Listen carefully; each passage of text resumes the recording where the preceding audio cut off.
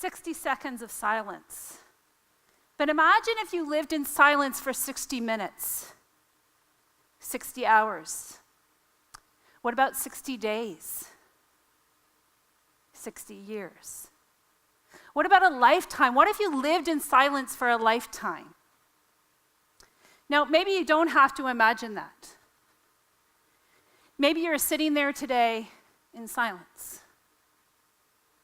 Well, today we're going to break the silence. We're going to speak out, we're going to share stories, and we're going to support each other in the world of mental health. Today you're going to pick up 3 things that are must-dos to stop this silence. Now, I added one. I was going to only do 2, but I added one because Maya spoke so beautifully this morning, and she said I could be me. So, step number 1 is to learn from others. I learned from Maya this morning that I can be me, and I hate wearing shoes, so here I am. And I am awesome without them. Now, just for my mother's sake, I do have a pair. This is being filmed. I do have the matching outfit. I did come out of the house dressed. So thank you, Maya. Silence. If you're with me, this is your task. If you're with me, and you also want to break the silence and the stigma to mental health, what I'd like you to do right now on the count of 3 is say, hell yeah. 1, 2, 3. Hell yeah. Okay, let's do it. Let's get started. Excellent. Raise your hand if you've had stress in the last month. Good answer. What about the last week? Today? Cynthia? Right? We all know this word we call stress. You eat too much, can't eat. Sleep too much, can't sleep. Focus too much, can't focus. Worry too much, can't worry. Cry too much, can't cry. Stomach aches, headaches, tension, shoulder pain, stress. But what you might not know or realize is that those are the same symptoms that people have when they have depression, anxiety, post-traumatic stress disorder, bipolar illness. And if you really take a look at it, they're the same symptoms that people face when they're dealing with cancer, diabetes, heart disease. We all have them. They're symptoms of something. Now, the diagnosis doesn't really matter unless it's you that's living with it. But for the rest of the world, your family, your friends, your coworkers, the people here today, what we care about, what we need to understand is the symptoms that we show up with every day. Because they affect us in how we communicate, how we live, how we laugh. And we really need to understand those symptoms to stop silence and stigma. Let me share a little story about my symptoms. So if you had been with me in the year 2000, you would have seen me and my husband and my 2 little baby girls as we opened up our 3rd baby.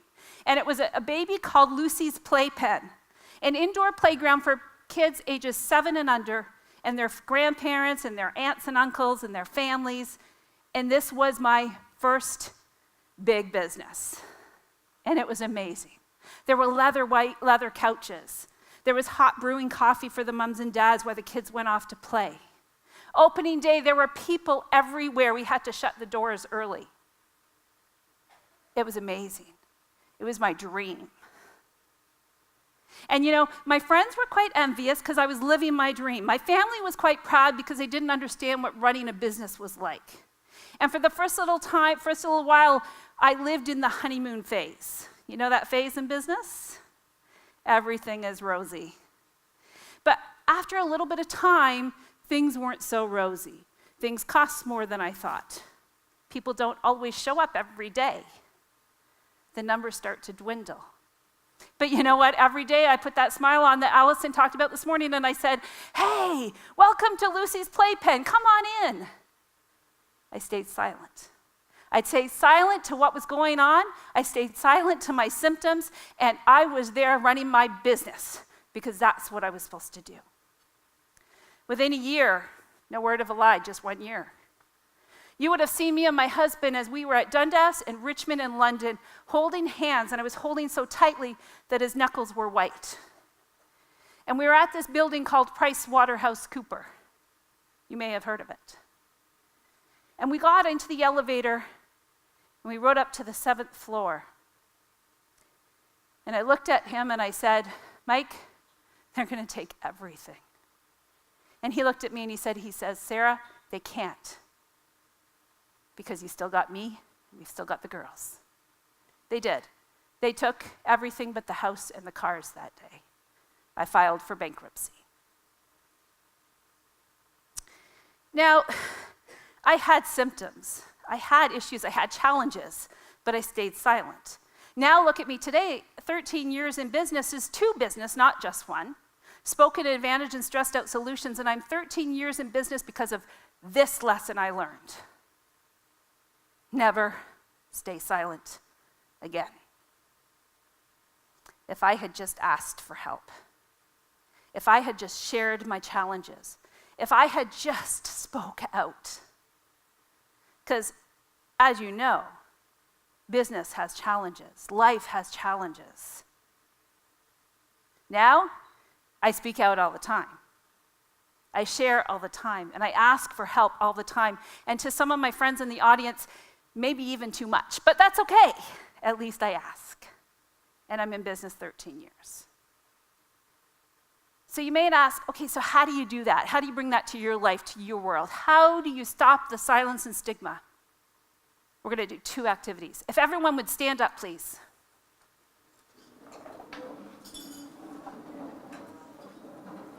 All right, what you're going to do, and I am on a time clock, so this is not my fault if this takes an extra 30 seconds. But you are going to find a partner.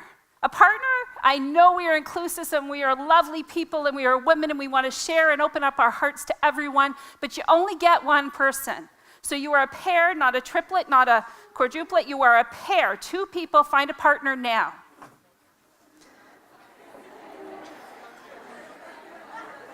Who else does not have a partner? Raise your hand. Guess what? Welcome to the stage.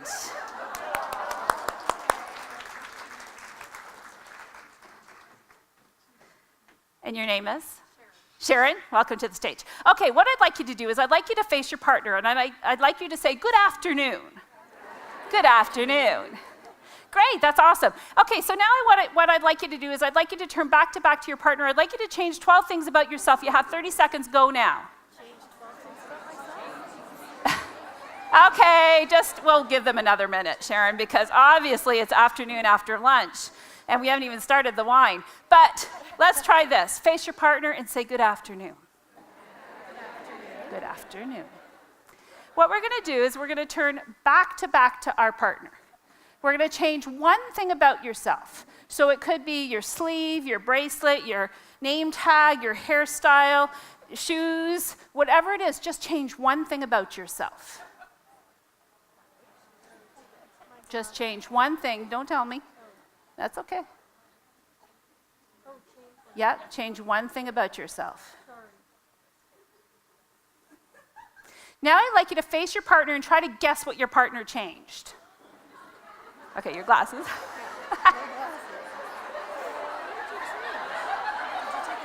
No? I'll give you a hint because I have to keep talking. Oh, you took a bracelet off? I just, Rolled your sleeve. we'll see. Gotcha. Okay, raise your hand if you guessed right away. Nice. Raise your hand if you're still trying to figure it out. Few of us. Okay, so we're going to do this again. Face your partner, say good afternoon. Good afternoon. What I'd like you to do is turn back to your partner. I'd like you to change one thing about yourself. One thing. Could be a bracelet or your name tag or hairstyle or shoe, like if you like to kick them off like I do, or how your shirt's tucked in or not tucked in. Change one thing about yourself. Now I'd like you to face your partner and guess what they changed.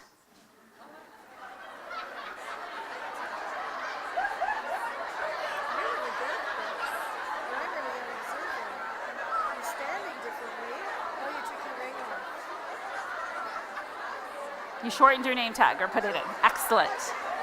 Just stay for a second. Raise your hand if you guessed right away. Fantastic. Please give my friend Sharon a round of applause and have a seat. Okay, clap once if you hear me. Clap twice if you care. Give yourselves a round of applause. Okay, so why did we do that? What was the purpose of that exercise? Just shout it out. Observation. Don't notice things. Paid attention. Yeah, these are great answers. They're all wrong, but thank you for participating. No, really, they're great answers. But the reason we actually did that is because if you looked at it, when I asked you to change 12 things about yourself, and I did it very quickly, and I didn't give you a lot of information or time for thought, it was difficult. What was I met with? Confusion, resistance, right? And then when I asked you to change one thing about yourself, but I gave you some examples, changed the tone of my voice, I actually demonstrated with some body language, you were able to do it, right? And when I asked you to do it again, you were able to do it. And if I asked you to do it again and again and again, guess what? You're able to do it. So, a must-do to change, stop the silence and stigma is to change small, change often. Change small, change often.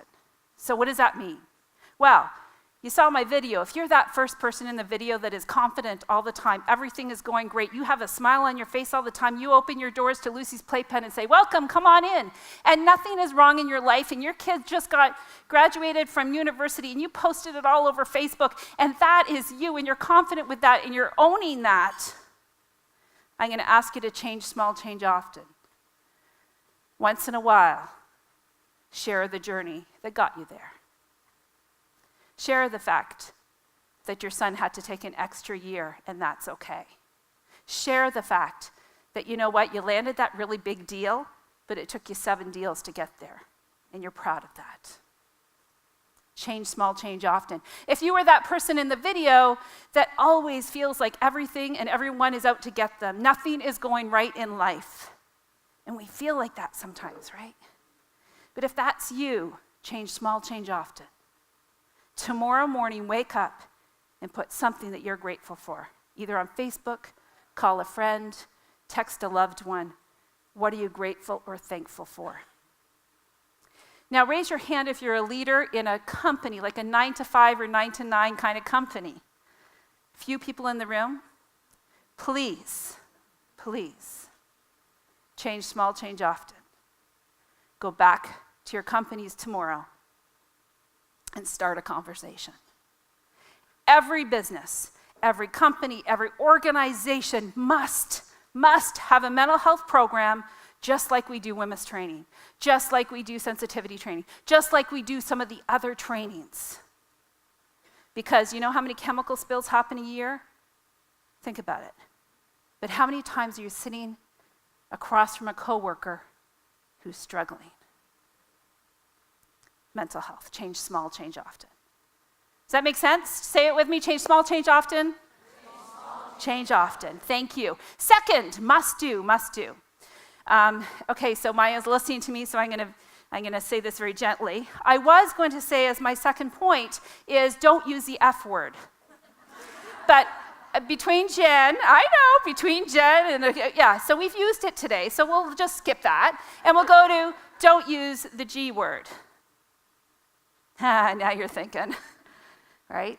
What happens when you wake up in the morning, you come to a conference like this, or you go into a workplace and you say, hey, how you doing? Good, how are you doing? Good, fine, good, great, yeah. Stop using the G word and the F word. It means nothing, absolutely nothing. We need to check in differently. We need to put meaning back into how are you? Because you know what's happening these days to the point of, hey, how are you? I don't even listen, right? Like, it's just a thing you do. Imagine if we did it differently. On a scale of 1 to 10, 1 being this is the worst moment ever, 10 being this is the best moment ever, think of your number. And when I count to 3, what I'd like you to do is shout that number out. 1, 2, 3. We're different, right? We're all different. And if my coworker says to me, hey, Sarah, I'm a 3 today, I'm going to say, hey, my door's open. Or I'm going for a walk at lunch today. Would you like to join me? If my coworker over here is giving me a 9 or a 10, if I'm stuck on a project, you know that they have some energy, some life, some excitement, some thought process, some focus that I might need to pull on and support, and them support me. Checking in differently. Use a scale of 1 to 10. So, I do have a little giveaway. This is how I'm feeling. I'm a 9. The only reason I'm not a 10 is because I'm not finished speaking and I have some shopping to do and stuff like that. But after my shopping, I might be a 10. So we've got a 9 on here. This is one way to show your coworkers, your friends, your family what you're doing. Then on here as well, we have words. And on the back of the words, we have an idea of how to take care of that feeling or emotion. A 9-year-old boy, stopped talking at home. How are you? I'm fine. How was school? I'm fine. Everything's fine. But they knew it wasn't. They knew that he wasn't. She gave these out to the family, and they all put them out in the morning, and he says, Mom, guess what? I figured it out. And the 9-year-old said, I feel neglected, and I feel misunderstood. Wow. Right? Wow. So for the first person that stands up right now and says, hell yeah, this is yours.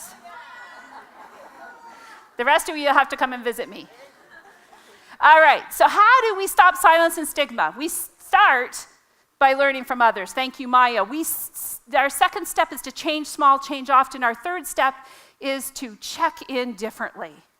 Stop using the F and the G word. Do you know what will happen when we speak out, when we share our stories and we support each other differently? You know what will happen? Together, we will stop silence, stigma, and maybe even suicide. Thank you.